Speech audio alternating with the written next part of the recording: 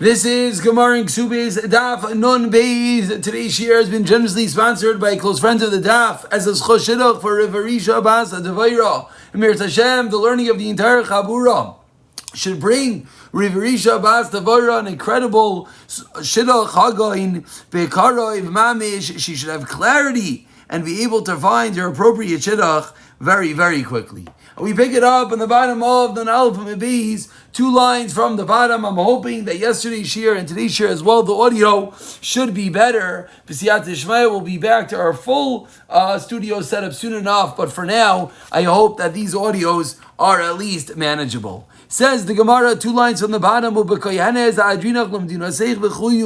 the case of a Kohen's wife, if he did not write, I return it to your city, he still asks you. Meaning, if she is captured, he has to redeem her and bring her back. He's not able to stay married to her. As we saw yesterday, the unique halacha that a kohen, even if she's forced to have relations, she's not able to go back to her husband, but he has to redeem her and bring her back to the city. So Amar Abaye says Abaye in the last line, Almana l'kohen gadol chayiv l'fadaisa. A widow who's married to a kohen gadol who was captured, chayiv l'fadaisa. Even though the marriage is be'isr, as we'll see later on in Daf Kof, that we learn out from Sukkim that such a marriage is be'isr, but still he has to redeem her as she's awarded her ksuba. The reason is because it fits into the category of our Mishnah that a kohenes is returned back to her Medina. We turn over to Nun Beis Amud Aleph and continues the Gemara on a very similar vein. Mamzeres unesina li Yisrael. Another case of a marriage that is forbidden. If a captured woman is a mamzeres unesina married to a regular Yisrael, even though that marriage is not allowed, in such a scenario, einoi chayiv l'fadaisa. He does not have to redeem her. Why? She'einani kayir b'avasina lila into. As we saw in the Mishnah, and we explained yesterday, that when one redeems his wife that is captured, he has to return her back as a wife. And in this case, it's not allowed to stay married to this girl, and therefore, there's not going to have this Tanai that he has to redeem her. Rava Amar, Rava disagrees, and he says, Kol she'isr shvuya kayim la. Says Rava, if the reason that one is forbidden is due to the fact that she is in captivity, if that's why she becomes usher to her husband, then chayiv l'fdaisa. Then you have to ransom her. Meaning, in the case of a kohen, the reason why he's not able to stay with her afterwards is because she was violated by her captors. He still has to redeem her. But he said, if there's another type of isser that's causing her forbidden to her husband, he does not have to redeem her. And this is going back in the case of the Kohen Gadol to the Almana, that Rava disagrees, even though in the bottom of Amud Aleph, we started off today, that Abaya said, Almana, the Kohen Gadol, you have to redeem. Rava says, no. Rava says, since the Almana is forbidden to the Kohen Gadol, he does not have to redeem her. Suggests the Gemara 5 lines down to the Nun Beis Amud Aleph, Leima Kitanoi. Let's say that this machlekes Rav and Abaya, whether you would have to redeem the almana that is captured, is a previous machlekes Tanaim, as follows: if someone makes a neder against his wife that he does not have any benefits from him, that she will not have any benefit from him, and then she becomes and gets captured. Rav Lazar Imer Paidev and nice like Subasa, he still has to redeem her and give her a Ksuba. Rav Yeshua Imer nice like Subasa Veina Paida. Says Rav Yeshua, you have to give her a Ksuba, you do not have to redeem her. Amar Rav Nasan. Says Rav Nasan, Sha'alti es Sumchis. I asked Sumchis this question. Kisha Rav Yeshua nice like Subasa Veina Paida. When Rav Yeshua said that you have to give her a Ksuba and you don't redeem her, is the case is the case when he made a neder that she cannot have any benefits from him, and then she was captured? Or is it even in a case, or is it even in a case in which she was captured, and after she was captured, he went and he made a neder that he does not want her to have any benefit from him, even though, of course, Rashi speaks out, even though he would be able to make this neder after she was captured, just so that he does not have to redeem her. Still, asked Sumchis, would that be included in this din? V'amar li, and Sumchis, Yeshua asked this, Nasan asked this to Sumchis. V'amar li, and Sumchis responded, Lo shamati. I do not know exactly the answer to your question. However, V'nirin dvarim, but Sumchis says it appears to me that Rav Yeshua is only discussing a case, sheidira l'b'soif nishbis. That it's only sensible, says Sumchis, that Rav Yeshua is discussing a case in which he first made the neder that she cannot have any benefit from him, and then he was captured. Why? If you're going to tell me the case is where she was captured, and then he made the neder, as we spoke out, he could come to his deception, he could come to trick her, he could come to do something just to avoid ransoming, to avoid redeeming his wife. Now, explains the Gemara, what does this have to do with Abaye and Rava? My love, is this case not be'emadir ishes koyin kamifliki? Is the case not referring to one in which it was a koyin, and he's the one that made a neder against his wife? V'Abaye, and Abaye, who said in the bottom of Amud Aleph that one would have to redeem his wife who is an almano, even if he is a kohen gadol, even though the whole marriage was be'isser. Ta'amar Rav Eliezer. Abaye is saying like Rav Eliezer. Ve'Rava Damar Rav Yeshua, and Rava is saying like Rav Yeshua. Says the Gemara, so maybe this is the precedent to the machlokes Abaye and Rava, is the machlokes Rav Eliezer and Rav Yeshua. Before we see the answer, let's see one very important Rashi. Rashi directly across, Rashi is about 20 lines into the narrow lines. Rashi explains, Bekoyin shehider es ishtai. We're discussing a case where a kohen makes a neder, a vow that his wife cannot have any benefit from him. Why does that have to be the case? The question, I'm sure many are wondering. The Gemara took a leap. The Gemara said, it must be a case of Eishes Koyin. Why? So explains Rashi, Dibi Yisrael. Because if it was a case of a regular Yisrael, Lomer Rav Eliezer Paida. Rav Eliezer were not the as a redeemer. Shara'einani Kair but tonight Kesubos Yisrael Vasina Lila into. In such a scenario, no one would say you have to redeem her. Because once there is a forbiddance from benefit, you can't stay married to her. And we already learned that the only time you have to redeem one's wife in the case of Yisrael, if you're going to be able to be married. So what must the case be? Ela bekoyin kaiminan. It must be, it's a case of a kohen. And a kohen has this unique halacha that you have to ransom her and redeem her even though you're not going to actually stay married to her. Omishom shani kairi ba. And because I could call about this woman, we're still in Rashi, va'adrinach limdina seich, that I'm returning her back to her city. I'm not actually able to stay married, but I'm at least returning her back to the city. Because of that, that's what Rav Eliezer said, you have to redeem her. And even though in this case, it's comparable to the Almana L'Kohen Gadol. Because why is he forbidden to stay married to this woman? Not just because she was captured. He's forbidden to stay married to this woman because there's a neder on her. He can't get any benefit from her. So we see that Rav Eliezer is still saying you have to redeem her. V'Abaye is Rav Eliezer. And Ravo said you don't have to redeem his Rav Yeshua. So that's why I suggest the Gemara, this machlokes Abaye and Rava, is really a previous machlokes of Rav Eliezer and Rav Yeshua. Answers the Gemara, not necessarily is this the machlokes. We're back in the Gemara, 20 lines down. First one line is Da Amar. The case over here is the case over here is not a simple case in which he made the neder that his wife cannot have any benefit from him. Rather, the case is that the wife made the neder. The wife made the neder, and the husband just confirmed the neder. And in such a scenario, Rav Eliezer Savar, Rav Eliezer, the husband's putting a finger between your teeth to be bin, meaning just her is confirmation.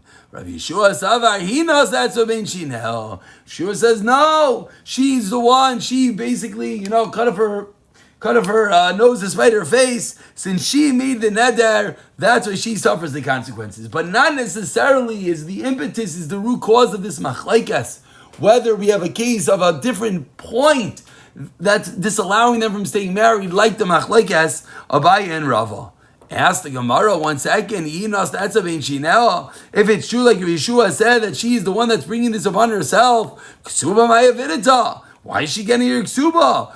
And furthermore, Amram Nasa Shalti Asubchas Ayas Subchas Kishamer Yeshua Nice like Subasa Veinoi Paidik Sheidir Lubsave Nishvis Aybish Nishvis Savidira. What was the whole question? Remember the whole conversation? The Yeshua asked Sumchas, is the case when they made the neder even before she got captured or after she got captured? V'amar, and remember Sumchas, his response was, Lai Shamati, I didn't hear. But says the Gemara, if that's which what you're saying is the case that she made the neder, Mali Dir Nishvis, it makes absolutely no sense. Mali Nishvis Dira. What would the difference be if she is the one that's making the neder? It's completely inconsequential whether she made the neder before or after she got ransomed. So from the fact that Rav Yeshua as Sumchas is the case one in which she made the neder prior or before, it must be that's not like you said that she's the one making the neder.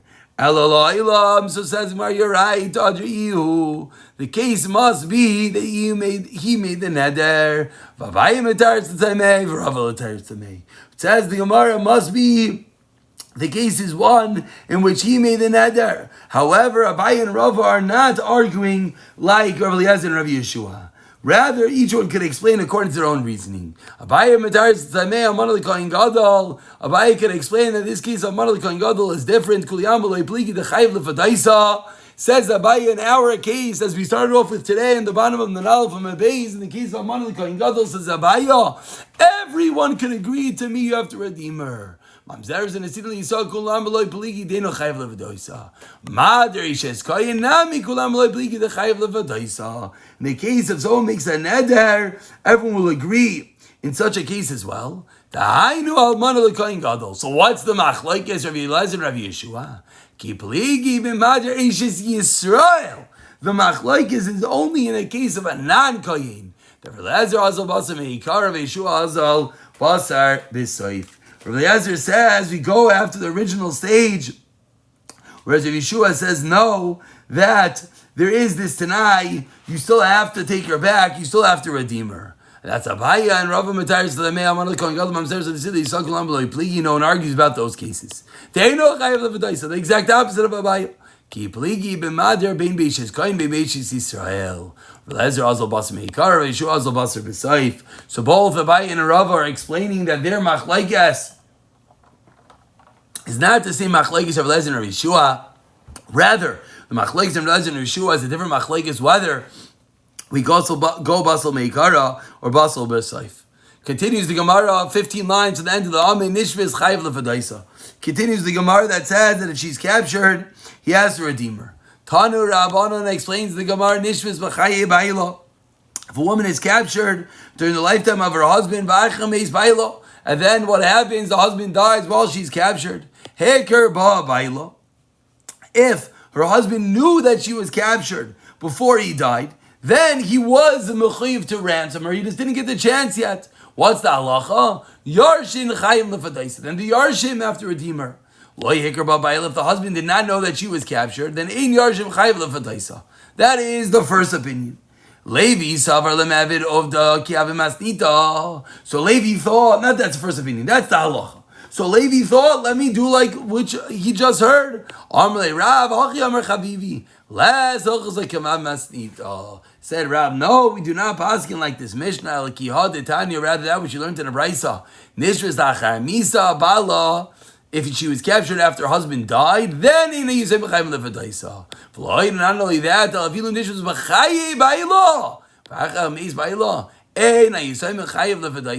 whether the husband knew about it or not, explains Rav, the Yisayimim are not obligated to redeem this woman. What is the reason the Yisayimim are obligated to redeem this woman? As we've seen in the Mishnah, we do not apply the statement, I'll return you as a wife. The Yisayimim, of course, do not marry this woman, and that is the reason, explains the Gemara, whether her husband knew about it or not. The Yisayimim, do not have to redeem the woman. Says the Gemara, Tanu Rabbanan, 2 lines at the end of the Amen, Nishvis, Vayamavakshimenu ad Asrara b'damel.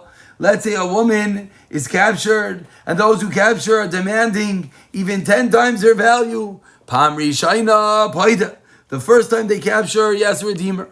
Mikan ve'ilach, but after the first time, Ratza Paida, Ratzina Paida, it's up to him. He does not necessarily have to redeem her. But Rashba Gaimer says Rav Shimon Gamliel, turning over to Nun Beis Mebeis, Ein Paidin as Hashvuyin Yoiser Al Kedei Demim. Says Rashbag, no, we never redeem someone more than their value. Why? Mipnei tikkun ha'olam. And as Rashi on the top line explains, what does it mean tikkun ha'olam? That if they know they could jack up the price and charge whatever they want, no one will be able to live. So let's keep on capturing people. So says Rav Shimon Gamliel, you never have to redeem anyone for more than their value. Asks the Gemara on the second line, but their actual value after redeemer,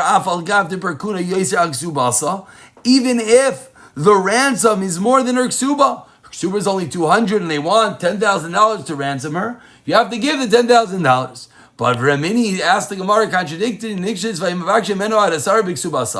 if they have captured her and they're requesting 10 times her value of the ksuba,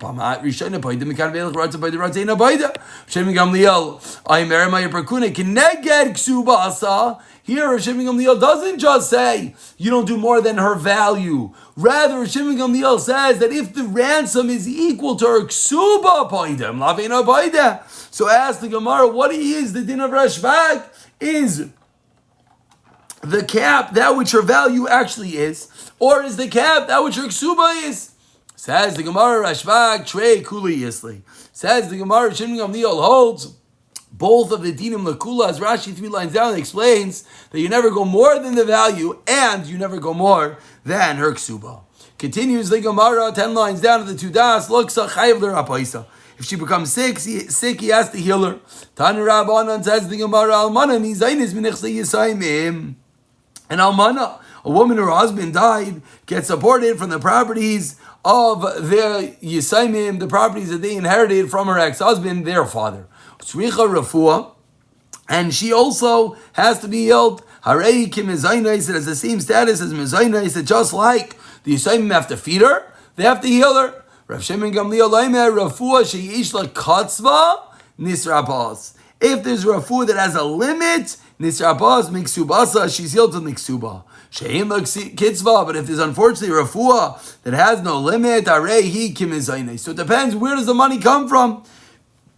If it's a one-time or if it's a set value, then it goes from the ksuba. But if it's something that doesn't have a limit, it's going to be an ongoing health, medical concern, then it has the din of the mizaynais. Amar Rav Yechanan, asu akozas dam beretz Yisrael ki refuah.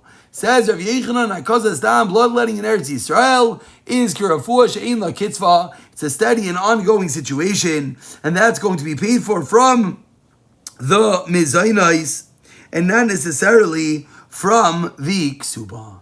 Says the Gemara, a story, 2 lines from the Y lines, Krivid Rav Yechanan, the relatives of Rav Yechanan, Havle Isas Abba. The relative of Yechanan had a widow of their father, that he needed refuah every single day. They came in front of Rav Yechanan, and Amar Lahu, Rav Yechanan said, Izilu Kaitzle Midi L'Roifei. Said Rav Yechanan, go and fix a price with the doctor. Then once you have a fixed price, then it doesn't come out of your pocket, then it comes out of the ksuba. Amar Rav Yechanan, Asinu Asminim K'arche Deyanim. Says Rav Yechanan, we made ourselves like lawyers. Ask the Gemara, Meikar Meisav, Say Meisavar. Explains the Gemara, Meikar Savar, Mibsarecha Lo Tisalem, L'Pseiv Savar, Adam Chashav Shaini.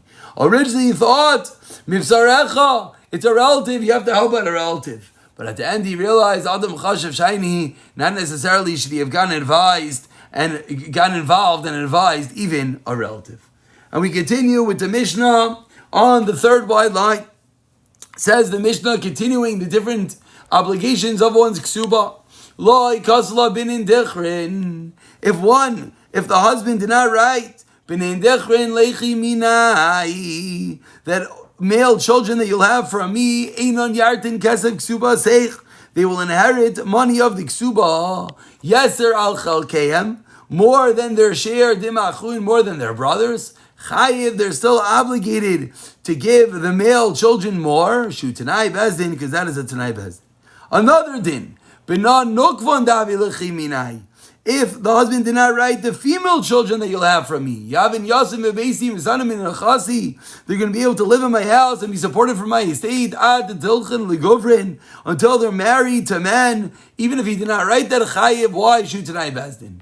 And a third halacha. If he did not write that you, my wife, will live in my house, and will be supported from my estate, my entire life, Meger Amanuseich Bebesi, and all the days that you'll be an almana, even after I die, you'll be able to live in my house, still Chayiv is obligated to shoot tonight, Bezdin.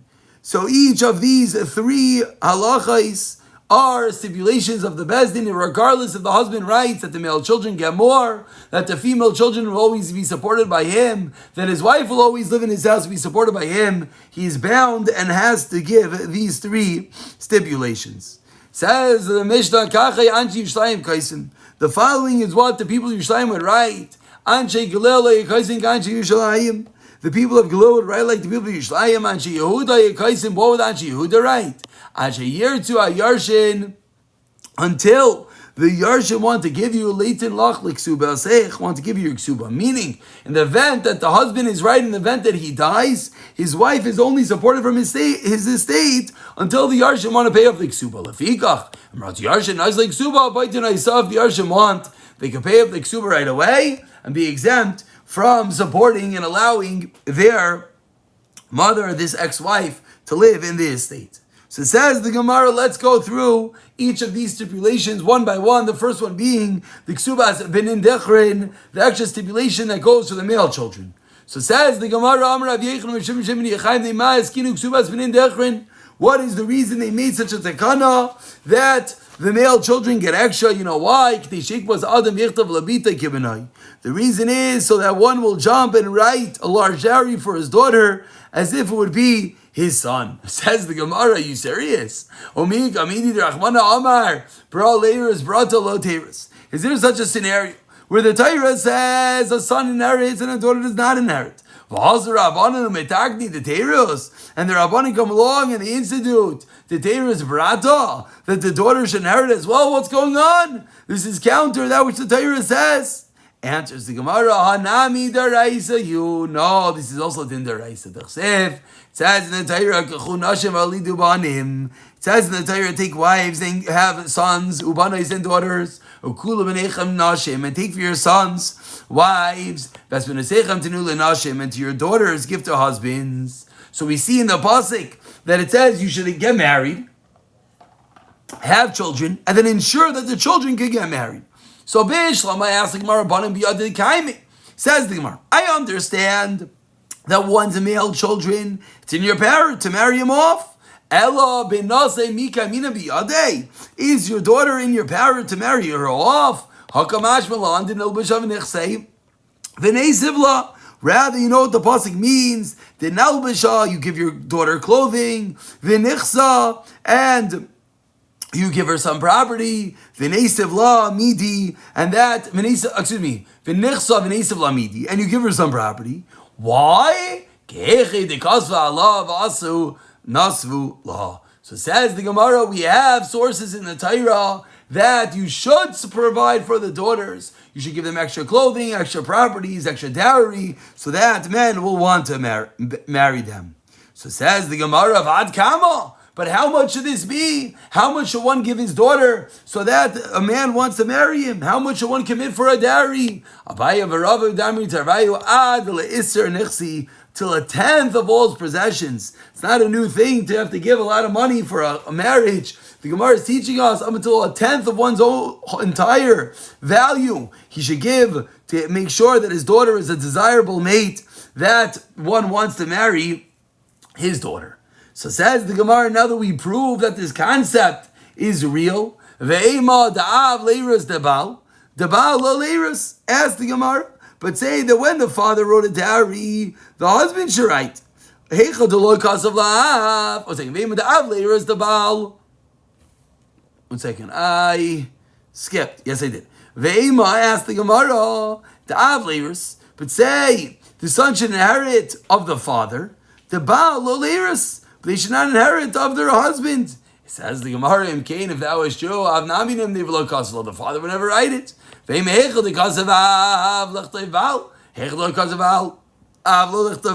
the Gemara, okay, maybe we should say that if the father wrote a dowry for his daughters, then the husband should write this Tanai, giving the male children the ksuba. But if the father did not give over the dowry, maybe this whole creation of the Kesubos bin Dichrin shouldn't apply. Again, the Gemara is honing in if that the whole creation of the Kesubos bin Dichrin was to enable that one gives over extra to the daughters, should only be in a case where the father wrote it over, then the husband should do the same. Says the Gemara, no, that's not the way it works. Law, you plug Rabbanan, once we make a takana, we do it always. Ask the Gemara, Bas bin Abanim nami teirus kenachla, nami teirus. Ask the Gemara, a daughter amongst the sons should also inherit the ksuba. Kenachla shavyu Rabbanan. No, the Rabbanan made it like a nachla that daughters do not get the same level of benefit. Bas bin Abanas teirus. Ask the Gemara, like plug Rabbanan. But take me medalton in ksubasa. Says the Gemara. Says the Gemara, we are 5 lines on the bottom. But actually, you know what? This part we will leave for the next year, Mirz Hashem, and that is the creation of the Kesubos bin Dichrin. That is the creation that the father is writing over extra, so that his daughters will be desirable in marriage as well. I will pick up from here in the next year, Mirz Hashem.